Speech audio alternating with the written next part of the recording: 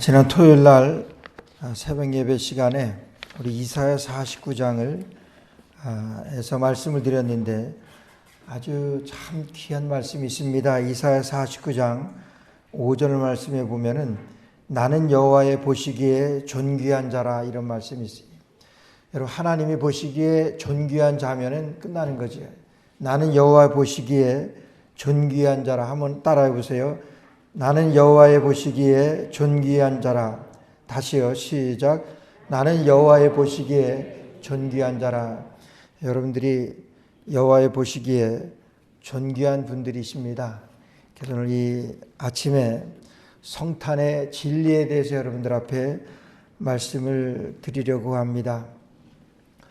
우리가 성경에서 제일 믿기 어려운 부분들이 천지창조, 하나님께서 이 세상을 창조하셨느니라 천지창조가 믿기 어렵고, 또 그 다음으로다가는 예수님의 이 동정녀 탄생이 상당히 믿기 어려운 그런 그 진리입니다. 그럼에도 성탄의 진리 가운데 진리는 예수님께서 동정녀로 탄생하신, 동정녀의 몸에서 탄생하신 예수 그리스도, 성령으로 탄생하신 예수 그리스도이십니다. 우리가 이 성탄의 계절에 성령으로 탄생하신 예수 그리스도를 만나시는 축복이 저와 여러분들에게 함께 하시기를 축원합니다. 여러분 성탄 이 동정녀 탄생이 성령으로 탄생하신 예수 그리스도, 이것을 믿는 것이 상당히 여러분 어려운 것으로 통계로 나옵니다.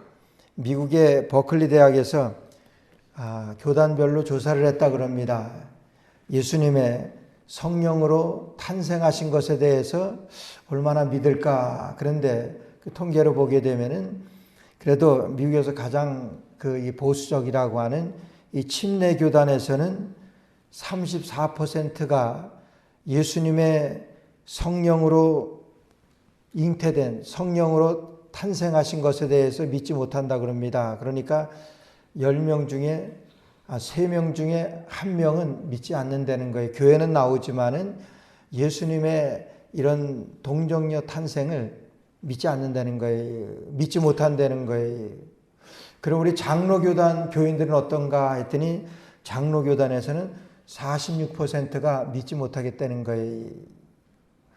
근데 감리교단은 한층 더 떠서 감리교단은 67%가 예수님의 동정녀 탄생을 3명이면은 2명은 믿지 못하겠다고 하는 거예요. 여러분 여러분 예수님의 이 성령으로 잉태되어지시고 동정녀 마리아에게서 탄생하신 것을 믿지 못한다고 하면은 우리의 믿음은 헛것입니다. 아무것도 아닙니다. 예수님께서 동정녀의 몸으로 탄생하신 예수 그리스도, 성령의 능력으로 탄생하신 예수 그리스도, 여러분 이것은 우리가 성탄의 가장 기본적인 진리입니다. 우리가 믿는 거예요. 이걸 믿지 못한다고 하면은 우리의 모든 믿음은 그냥 허물어져 버릴 수밖에 없는 것입니다. 예수님께서 그냥 보통 사람의 관계 가운데서 탄생하신 예수님이라고 그러면은 예수님은 죄가 있을 때 탄생하신 거예요. 모든 사람이 죄를 범하였음에 하나님의 영광에 이르지 못한다 그랬습니다. 하나님의 영광에 이르지 못하는 사람을 어떻게 우리가 믿을 수가 있습니까?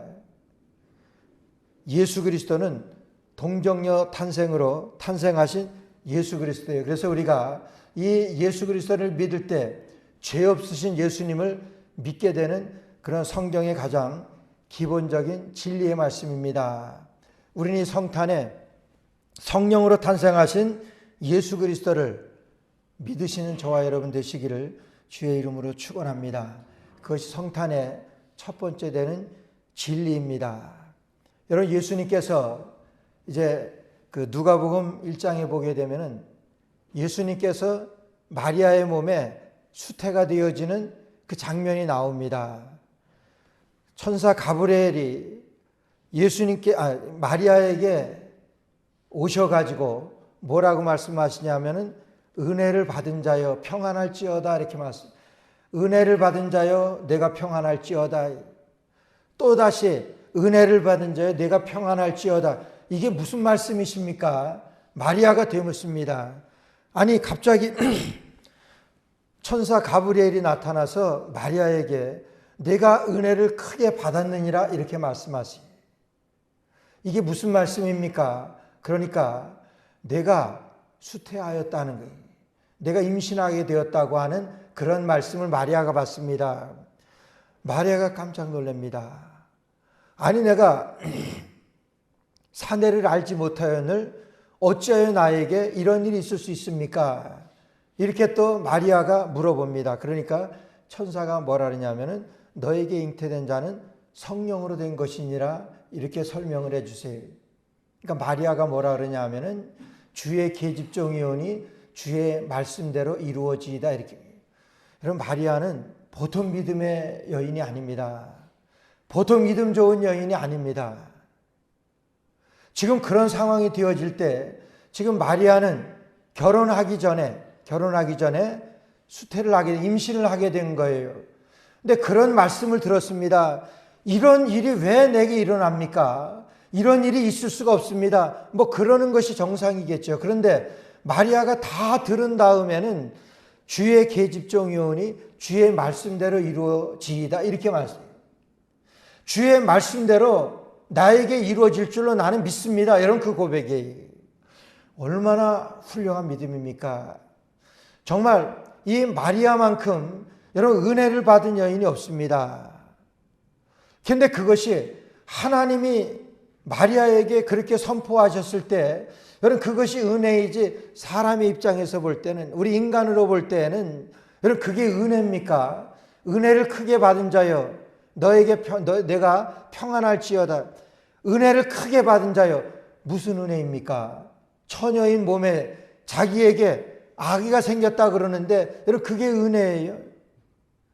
이제 그의 미래가 불확실해지는 것이 아니라 미래가 뻔하게 보여지는 그런 안타까운 상황이 되어지게 되는 그런 마리아의 형국입니다. 근데 마리아는요 그걸 그대로 받아들입니다. 주의 계집종이 오니 주의 말씀대로 이루어지이다. 주의 말씀대로 나를 통하여 이루어질 줄로 믿습니다. 저는 주의 종입니다. 여러분 그런 고백이 얼마나 대단합니까?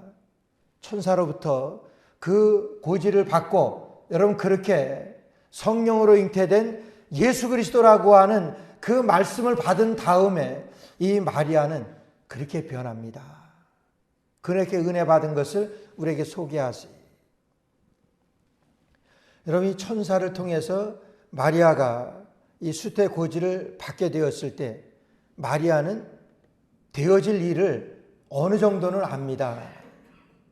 여러분 그 당시에 요한복음 12장에 보게 되면은 그런 음행한 연고가 있을 때에 그래서 간음하다 현장에서 잡힌 여자를 바리새인들이 데리고 와가지고 예수님 앞에 데리고 와서 예수님에게 묻지요. 예수님 이 여인이 간음하다 현장에서 잡혔습니다. 어떻게 하겠습니까?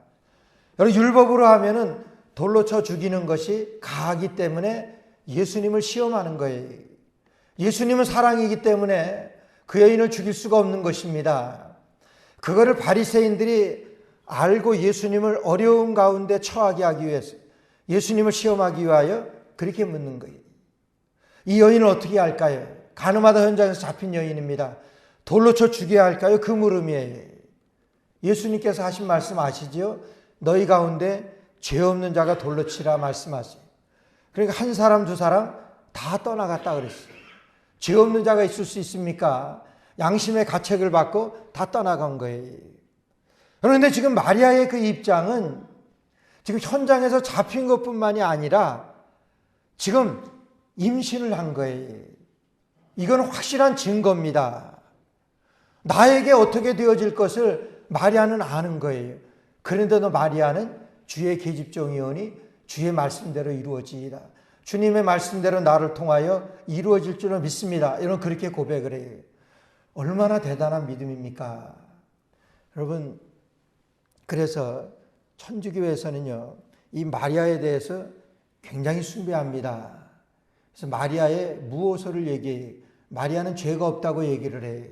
그렇게 가리킵니다. 그리고 마리아의 승천을 얘기해요. 마리아는 승천한 여인이라고 하는 거예요. 그래서 천주교에서는 마리아에게 기도를 하잖아요. 마리아의 이름으로 기도도 하고 마리아 그 성모상 앞에 가서 기도를 하고 그래요. 그리고 마리아는 평생에 결혼을 안 했다고 이렇게 가리켜요. 그렇게 말해요. 거짓말이지. 성경에 금방 나오는 말씀들 아닙니까? 예수님의 형제들은 이러하니 마가복음에 나오잖아요. 근데 천주교에서는 천주교가 타락할 때 여러분 그렇게 천주교에서는 성경 아닌 것을 그렇게 말하고 가르치고 있습니다. 그만큼 마리아가 여러분 훌륭하게 신격화 그렇게 시켜서 그렇게 하는 것인데 훌륭한 건 사실, 믿음이 대단한 건 사실입니다. 그러나 그럼에도 불구하고 마리아는 여러분 그냥 자연인이었었던 마리아입니다. 그냥 하나님께서 마리아를 통해서 마리아를 빌려서 예수 그리스도를 탄생시키신 그런 하나님의 능력입니다. 성령으로 잉태된 것입니다. 그래서 오늘 마리아는 그렇게 받아들였어요. 그 다음에 중요한 것은요.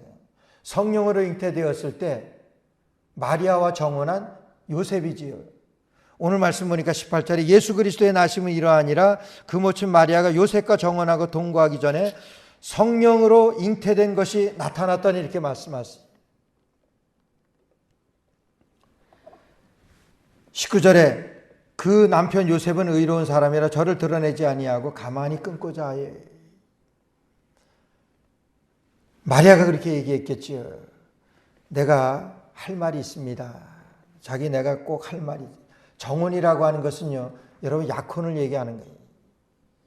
어르신네들이 이제 당신 딸 우리 집에 주십시오 이렇게 해가지고 어렸을 때 그렇게 하는 그런 관습이 있었어요.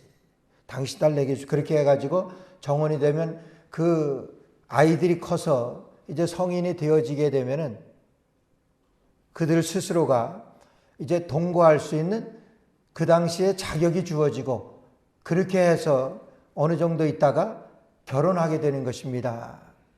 근데 지금 마리아와 요셉은 정혼한 상태, 약혼만 부모로부터 부모들끼리 정혼만 한 그런 상태입니다. 그러나 알고 있는 그런 상태죠. 잘 알고 있는 상태예요.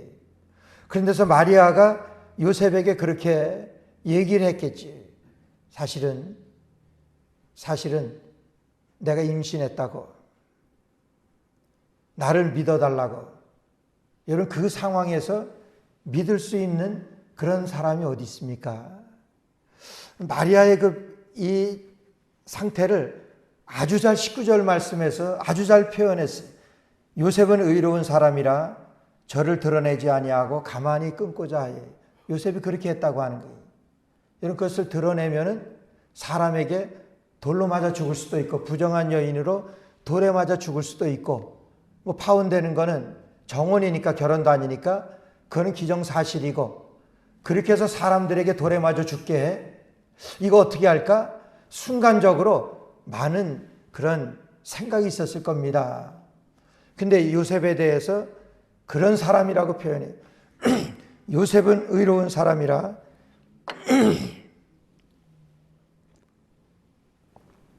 저를 드러내지 아니하고 가만히 끊고자 하여.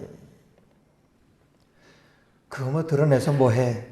그래도 정호 부모님이 정혼까지 한 상태인데 그냥 나 하나 모른 척하고 그냥 가만히 그냥 어디로 보내든지 뭐 그러면 되겠지. 이런 그런 생각을 가졌던 이 요셉이 그래서 의로운 사람이다. 착한 사람이라고 하는 거예요. 여러분 요셉으로서는 그 이상의 선한 생각을 선한 계획을 낼 수 없는 그런 입장입니다. 그렇죠? 의로운 사람인데 그 가만히 끊고자 하여. 그 요셉의 팩트예요. 요셉이 그렇게 하려고 했다고 하는 거예요. 그런데 20절 말씀 보니까 이 일을 생각할 때에 그러니까 이 일을 생각합니다. 이거 이렇게 할까 저렇게 할까. 아예 그냥 모른 척하고 나 하나 눈 감으면 되지. 그냥 그 사람도 나가서 살게 해야지.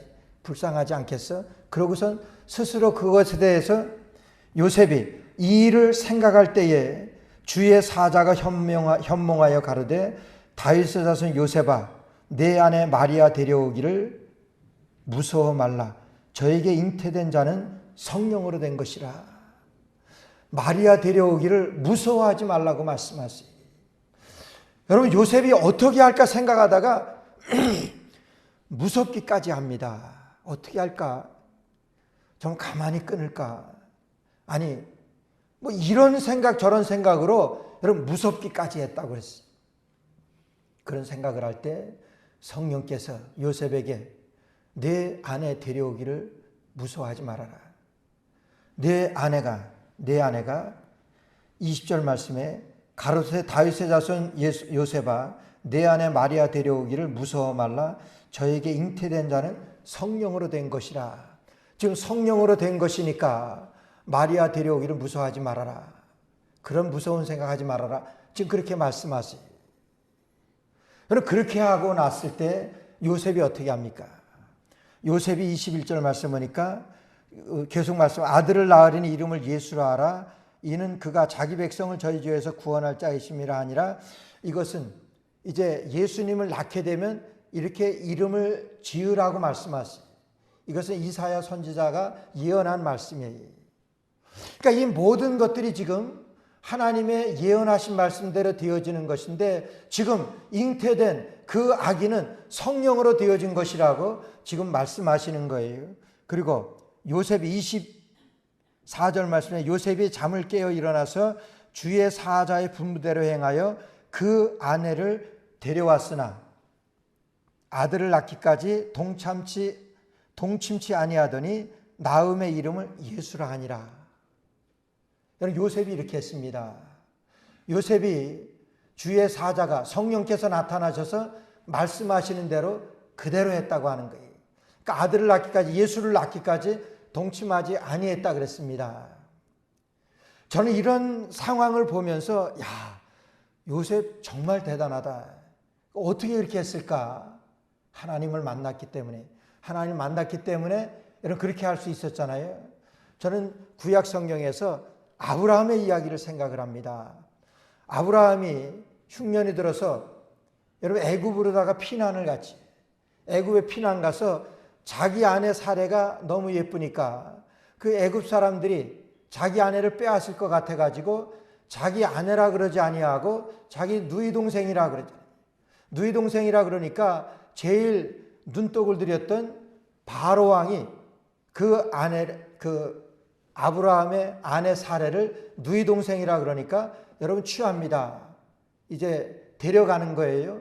그러면서 아브라함에게 은금 보화를 주었다 그랬어요. 그러니까 아브라함은 뺏기기도 전에 그렇게 생각을 한 거예요. 이거 뺏기면 어떡하지? 내 아내인데. 그러니까 누이 동생이라고 거짓말을 한 거예요. 근데 이 바로는 합법적으로 누이 동생이라 그러니까 내가 아내로 삼아야 되겠다 그래서 여러분 데리고 갔습니다. 그런 다음에 아브라함이 어떻게 했겠습니까? 물론 후회했다고 하는 성경에 나오는 말씀은 없습니다. 그러나 하나님께서는 아브라함을 통해서 내 자손이 바다의 모래와 같이 하늘의 별과 같이 많아질 것이라고 하나님은 말씀하셨고 예언하셨어요. 근데 그 예언이 이루어질 수가 없게 되었습니다. 여러분 이제 아브라함이 할 수 있는 일은 아무것도 없습니다.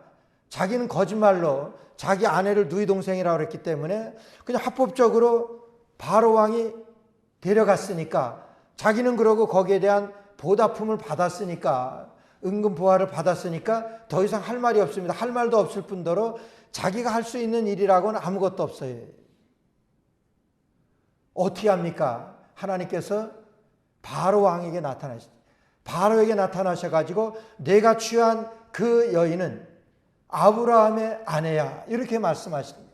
아니 나는 누이 동생이라 해서 나는 취했습니다. 뭐 그렇게 항변했겠지요. 그러나 하나님께서 내가 취한 그 여인 아브라함의 아내야 돌려줘 이겁니다. 여러분 아브라함이 할 수 있었던 것은 아무것도 없어요. 지금 마리아가 요셉에게 아무리 설명을 하고 아무리 그가 항변을 한다고 하더라도 요셉은요, 여러분 그거 믿겠습니까? 믿지 못하죠.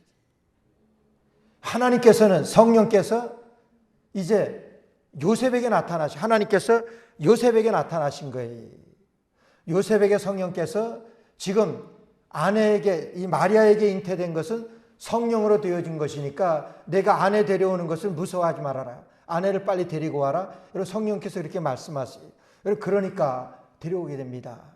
많은 생각이 있었을 거예요. 많은 고민이 있었을 거예요. 그러나 하나님께서 말씀하시니까 성령으로 되어진 것이라고 말씀하셨으니까 여러분 그 말씀을 믿었습니다. 오늘 우리가 성탄의 계절에 첫 번째 성탄의 진리는 예수 그리스도께서 성령으로 잉태되어진 것이라는 거예요. 예수 그리스도께서 성령의 능력으로 탄생하셨다고 하는 것, 이것이 첫 번째 진리입니다. 여러분 이것을 믿지 못한다고 하면 우리의 믿음은 그냥 허물어질 수밖에 없는 거예요.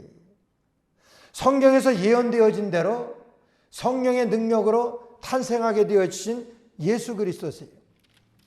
성경 말씀에 그것을 증거하는 말씀들이 많이 있습니다. 마리아의 몸을 빌어서 탄생하신 예수 그리스도세요.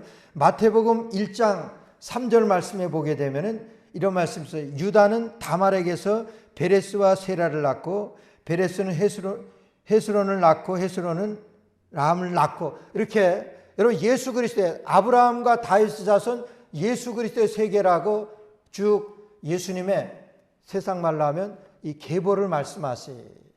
여러분 예수님의 이 계보에는 4명의 중요한 여인이 등장합니다. 근데 그 여인이 여러분 여기 예수님의 족보에 들어올 만한 자격이 없는 여인들이에요. 여러분 아시잖아요. 아주 부정한 여인들입니다.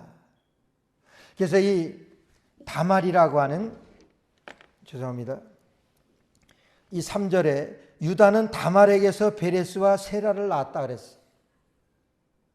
우리 창세기에 보게 되면은 이 다말이 어떤 여인이라고 하는 것이 성경에 나와요. 입에 담지 못할 만한. 여러분 그리고 5절에 보면 살몬은 라합에게서 보아스를 낳았다 그랬어요. 라합이라고 하는 여인은 기생 라합이라고 하는 걸 우리가 잘 들어서 압니다. 보아스를 낳고, 보아스는 룻에게서 오벳을 낳고, 룻은 이방 여인이에요. 이방 모압 여인 룻이에요. 룻에게서 오벳을 낳고, 오벳은 이새를 낳고, 이새는 다윗 왕을 낳으니라. 다윗은 우리아의 아내에게서 솔로몬을 낳고, 우리아의 아내 밧세바에서 솔로몬을 낳았다 그랬어요. 이렇게 4명의 부정했던 여인의 그러한 그 계보를 통해서 예수 그리스도가 탄생하신 것을 말씀하십니다. 그런데요, 오늘 16절 말씀 보게 되면, 1장 16절에 보게 되면 야곱은 마리아의 남편 요셉을 낳았다 이렇게 말해요. 야곱이 마리아의 남편 요셉을 낳았습니다. 그러니까 요셉은 마리아의 아내이지만은 야곱은 마리아의 남편 요셉을 낳았다 그랬는데 마리아에게서 그리스도라 칭하는 예수가 나왔다 그랬습니다. 여러분 이 계보대로 한다 그러면은 요셉에게서 예수가 나왔다고 이렇게 말씀하시죠. 아브라함과 다윗의 자손 예수 그리스도의 세계라고 그랬어요.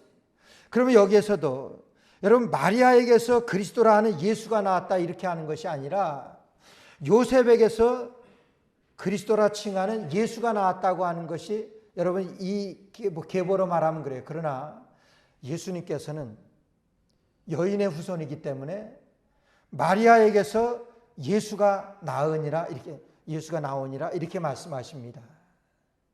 여러분 이것은 우리 기독교 진리에 있어서 아주 대단히 중요한 우리의 교리입니다.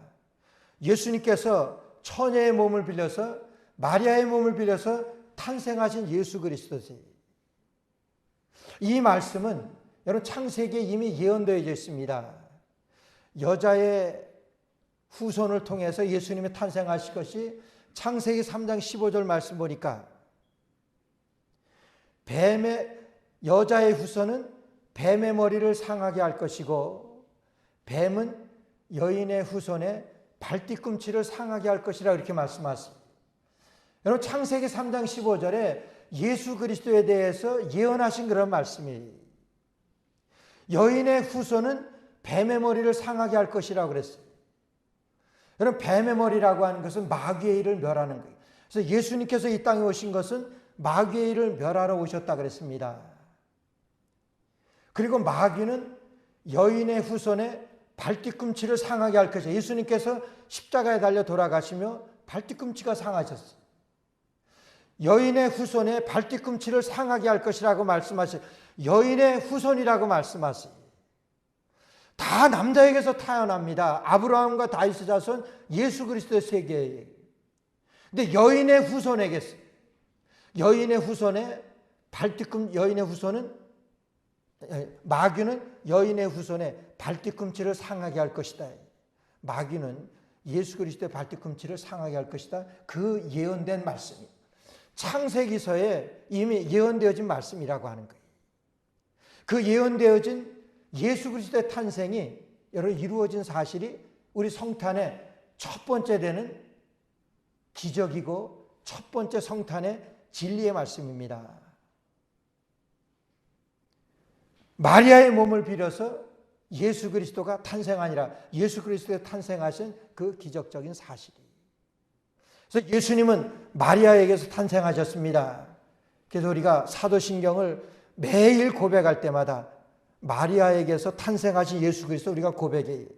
그럼 중요한 거는 우리 고백뿐만이 아니라 그 예수 그리스도의 그 탄생을 마리아로부터 마리아의 몸을 빌려서 탄생하신 동정녀 탄생을 우리가 믿느냐 하는 거예요. 우리가 그 예수 그리스도의 동정녀 탄생을 우리가 믿을 때 우리가 구원받을 수 있는 것입니다. 그 믿음이에요.